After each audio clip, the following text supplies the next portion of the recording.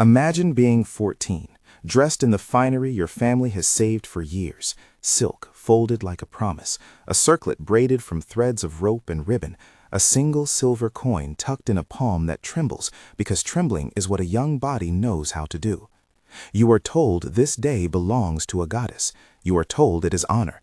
You are told the city, the fields, even the rain will prosper because of what you give. This film calls that day the Lotus Wedding, a dramatized title and a fictional setting, placed in a temple of the lotus for the sake of telling a story that draws on documented practices from a very different place and time. The scene you will watch is not an assertion that such a ritual historically took place in India. Rather, it is a carefully imagined account inspired by archival descriptions and scholarship about ritualized consecration in the ancient Near East. Where the historical record is partial, we dramatize with restraint and care. Where the tablets speak, we let them speak for themselves. They count payments, not promises. They mark receivables and receipts, not consent or exit. If hidden horrors of history interest you and you want to see more careful explorations like this, subscribe and stay with us. The Lotus Temple sits on low steps, its stone warmed by mid-morning sun. The air tastes of lotus oil and dust, of barley sacks stacked near a temple door, and incense burned in narrow metal bowls that send threads of smoke toward the carved lintel. Inside, lamplight pools on rough-hewn altars, voices chant in a slow, circular rhythm. The architecture is not ostentatious. It needs no gilding to command obedience. The pillars are worn smooth where supplicants have leaned, the threshold polished by generations of sandals. A scribe sits near the threshold with a pile of clay tablets beside him, each tablet a neat account. Names, commodities, silver weights, the shorthand of obligation.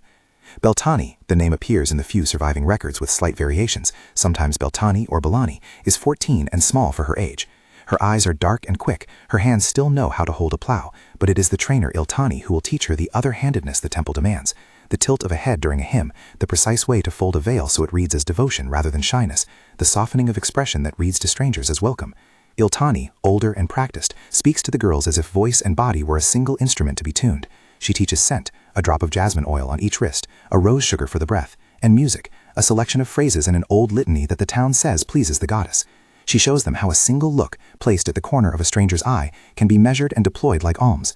The training is aesthetic and it is administrative. There is a manual of comportment in the temple's memory, a list of duties, times, and dress codes that end up recorded on clay. The women practice the right smile, as scribes practice the right tablet stroke. Both are performances that will be counted. On paper, the temple is a place of cultivation. The ritual language is thick with metaphors of union between goddess and land, between devotion and bounty. Hymns proclaim that the city's prosperity hinges on divine favor. The priestesses are intermediaries. The tablets, which scholars call the most honest witnesses of an era, are dry, prosaic. They list deliveries of silver and barley. They note the names of families who gave. They record the days when a girl was consecrated. They do not note whether the girl consented, whether she understood, whether she could ever leave. Training is a kind of schooling in the art of appearing to choose. A routine circulates. You rise before dawn, your hair oiled and braided, your feet swept clean and blessed with ash. You learn the timing of gestures so that your movement will echo the temple's geometry. You learn the names of the goddess's attributes and how to intone them in public. You are praised in front of neighbors. Your family receives a small recognition, a loaf, a handful of barley, and the town nods as if everything is proceeding rightly. The administrative heart beats quietly under these gestures. A scribe's stylus presses clay, making wedge-shaped impressions that will outlast the breath of anyone present. These tablets travel to storehouses, to archives, to the ledgers the city consults when distributing rations or adjudicating debts. The ritual has its paperwork. The aesthetics of consent are a little education in the limits of vocabulary. You learn to smile in ways that look like welcome. You learn hymns that feel like permission. You are taught, not explicitly but necessarily, that your proper place is to be desired on behalf of the community. That desire can be public property when folded into sacrament. The trainer's voice is never harsh. It does not have to be. It is patient and methodical, because ritual must be polished. Where force is too blunt, ceremony will be more economical. Ceremony itself is both theater and contract. The girl is led in song to a curtained niche. The crowd thins. The curtain falls. The priest or priestess recites a formulary, and a small silver coin is placed in the palm of the girl by the man who has paid it. Perhaps the man is a merchant from the caravan, perhaps a local official, perhaps another figure whose face the girl will not see again. The coin makes a sound too small for what it seals, a clean metallic clink against lacquered palm. A scribe presses the tablet. The reed stylus marks the clay with the name of the girl, the amount of silver, the date. The text reads like an account. Received, silver, 1 shekel. Received, barley, 10 measures. It records obligations of the temple in return, maintenance of the person and the care of the temple, certain rights to give cult services. It records the flow of commodities and the responsibilities the city recognizes. What the tablet does not record is the interior, the sigh that may follow the coin's clink, the look in the girl's eye when the curtain falls, the question that swells and then is smothered. On record, it is legal and sacred. In life, it is coercive and inescapable. The temple's language sanctifies what the ledger economy turns into property. What follows a consecration day is a life that looks honored on the outside and is structural constraint on the inside. The temple provides food, clothing, and a measured shelter. It assigns the girls tasks, singing at festivals, weaving ritual garments, bathing the statue at dawn, preparing votive bread. The city praises them as embodiments of the goddess's favor. The marketplace whispers that prosperity is being kept safe. The temple guards accountabilities in its ledgers. The girls who remain in the temple appear on payroll and supply lists. They are counted, rations allocated, allocations dispersed. They exist as entries. Entrapment is often not an imprisoning wall, but an administrative absence of exit. Where the ledgers dutifully record admissions, there are rarely corresponding columns for release.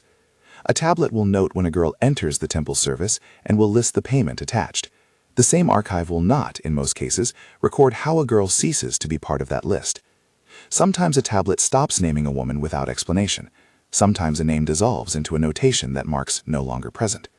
The erasure is fictional. It gives no face, no farewell, no witness. Older women disappear from the records in ways that seem bureaucratic rather than inimical.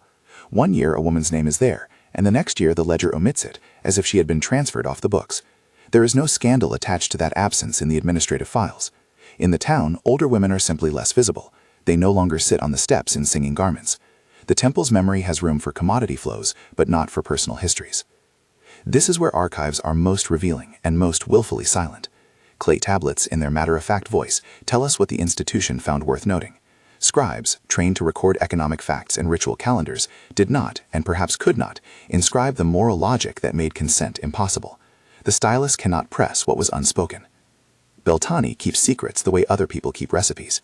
She remembers the cadence of her mother's hands on a warping loom, the way the mother mended not for beauty but for economy. She remembers a landscape of small trades, a cow exchanged for a measure of grain, a neighbor delivering pottery in return for salt. Her family taught her to count and to give. They taught her the arithmetic of sacrifice. In the quiet between training and ceremony, she wonders, briefly, furtively, whether the goddess would accept a different offering. The thought is quickly swallowed by the daily liturgy. There are no templates for refusing a ritual that has already been paid for. Inside the temple, there are layers of enforcement that are not all human. There is peer pressure, cultivated through ritual language that renders refusal unholy. There are parents whose social standing depends on participating properly. There is economic pressure. The silver that changes hands on consecration is not always merely symbolic. Families have mortgaged land or saved for years to secure the right to present a daughter, because the alternative, public shame, exclusion, can be more costly than a life within the temple's walls. The state and the sacred are braided in a way that short-circuits avenues of dissent. The consequences of stepping out are rarely inscribed in tablets, because they are neighborhoods, reputations, and futures that cannot be precisely quantified. Where the documentary record exists, it is committed to commodities and dates. Where it is absent, the lived lives remain. Tablets speak of storehouses receiving payments and of temple treasuries allocating grain and oil. They do not speak of the hours a woman waits in a curtained room, listening for footsteps on the flagstones beyond. They do not speak of little debts the temple takes on against families who presented daughters and cannot pay further, debts that become leverage. They do not tally grief. The disparity between ritual vocabulary and ledger language is a method of forgetting. When a city frames a social practice in the language of piety, it can be rendered invisible to reformers and to itself. A practice can be sacralized until the moral dimensions are seen only through him and not through human consequence. Conversely, when a practice is folded inside a register of payments, its human dimension is reduced to an accounting entry. Both strategies, sanctification and accounting, shield the practice from interrogation. Scholars who study these economies warn against easy equivalencies. They point out that textual silence is not proof of malevolent intent any more than a hymn is proof of benevolence. Yet patterns persist. When a ritual consistently produces outcomes in which some bodies are not permitted to leave and an institution benefits materially or reputationally from their presence, we must look at the structure and not merely the rhetoric. The tablets are partial. They are not innocent. Beltane learns the verbs of service and the nouns of property. She learns to move so as not to be noticed by the temple's wealth. She thinks of her mother working at the loom and imagines a different kind of life, one with mornings that are not rehearsed for another's gaze. Those imaginings are private and with time shrink. Hope often erodes in small increments.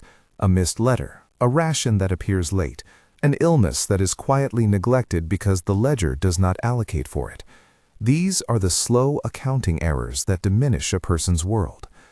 There are moments of tenderness, not dramatic reversals, but small remembrances. A fellow attendant hums a lullaby that belonged to a remembered home. An older woman will press a scrap of cloth into Beltane's hand and say, "Keep this." The gestures are real, and they are necessary. They do not, however, annul the structure that confines. We must be precise in how we name such conditions. Modern legal categories like slavery or rape carry definitions in contexts that did not map directly onto ancient administrative systems.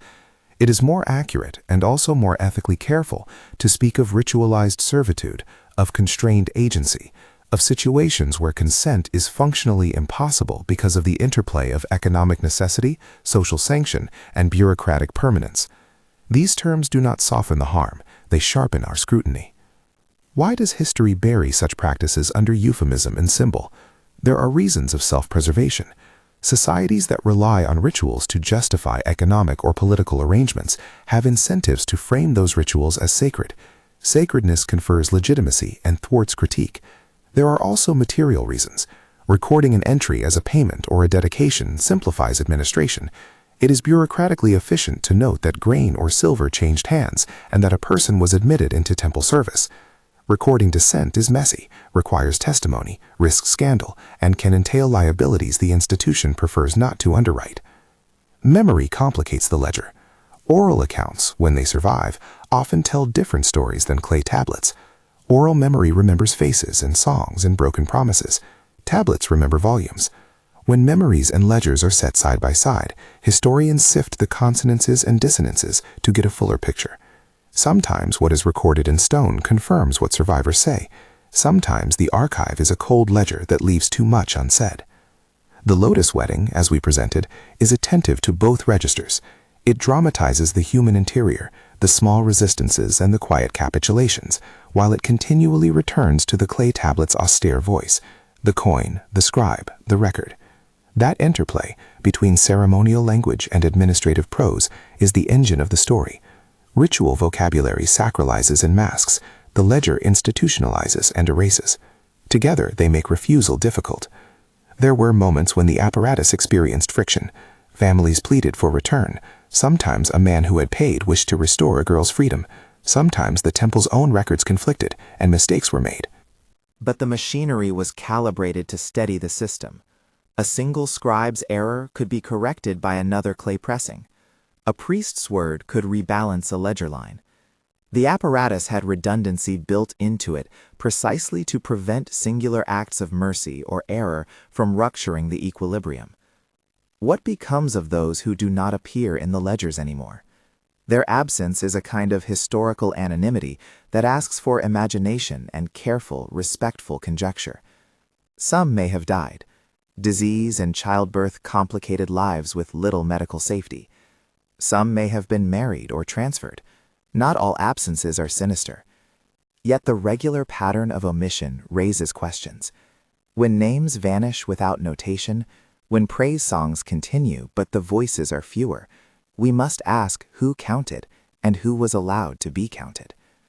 At the story's center is the human consequence. Beltani's slow recognition that the life she was trained for will not include an exit clause she can access by herself. She learns to make small gestures of control within the rooms that enclose her agency, arranging a strand of lotus in the shrine so that it leans toward the doorway, exchanging a whispered syllable with a market woman who leaves the temple's shadow to buy spices. These resistances are not heroic leaps, but careful, quotidian acts of survival. They matter. They are how we see the secret geometry of a life otherwise flattened by ritual and record. It is important to mention the social rationales that justified these practices to contemporaries. Priests and civic leaders often explained consecrations as necessary for the community's fertility and protection. The rhetoric made private sacrifice into a public benefit. People believed, and sometimes benefited from the system's outcomes. When grain arrived at famine's edge, rituals and their attendants were credited with favor. These outcomes complicate the moral calculus because they do not erase the harms, even as they explain how such practices persisted. To reckon with these histories, we rely on the evidence we have and on the structures scholars use to interpret it. Clay tablets provided ledger entries and calendarical notes. Archaeologists give us the architecture of temples and the spatial context of ritual. Comparative studies of ritual economies reveal patterns, where institutions benefited materially, where gift-giving and debt entwined with sacred narrative, where women's bodies were folded into the political economy. Historians warn us about imposing modern categories. They also urge us not to let linguistic caution become moral complacency. When archival silence conceals suffering, our obligation is to listen to the margins, to reconstruct with rigor, and to center the human voice wherever possible. In the final scene, Beltani sits at the temple threshold years after her consecration. She is older, the rope circlet now replaced by a planar band. Children run past the steps she has polished 1,000 times. A new scribe has taken a new pile of tablets into his lap. She opens her hand and drops a small, folded scrap of cloth into a market woman's palm, a fragment of a weaving pattern that once belonged to her mother. It is not rebellion in the form of a legal claim. It is a small passage of memory, a token of continuity that resists erasure. We close where we began, with sound and with record. Remember the coin's clink, the stylus's mark on clay, the lamplight on worn stone. Remember the discrepancy, ritual words that speak of union and blessing, and the ledger's prosaic lines that note payment. Remember that archives contain both truth and omission, and that justice requires making those gaps visible. Beltani's name and the varying spellings it carries in fragments of record ask us to hold the plurality of evidence gently. Beltani, Beltane, Belani. The differences are small but meaningful, signs of transmission and loss. Where the record is broken, our duty is not to fill it with invention, but to bear witness to what fragments tell us and to imagine the human life threaded through them. If you want to honor those counted but not remembered, leave a name in the comments, a whispered act of remembrance for someone whose ledger entries stopped without explanation.